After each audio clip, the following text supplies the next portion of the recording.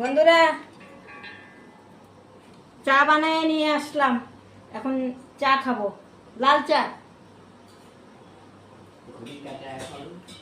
এখন বাজতে চলছে সন্ধ্যা 7:30। আচ্ছা, যা খাও খাও। আর দিদি খাচ্ছে ম্যাগি।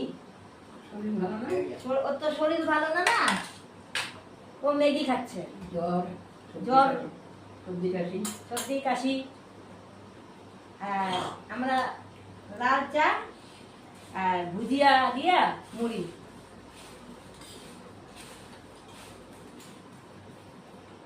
বন্ধুরা, আমার মুখটা একেবারে চিঠা, কিছু খাওয়ার রুচি নাই। অল্প একটু ভাত খাই।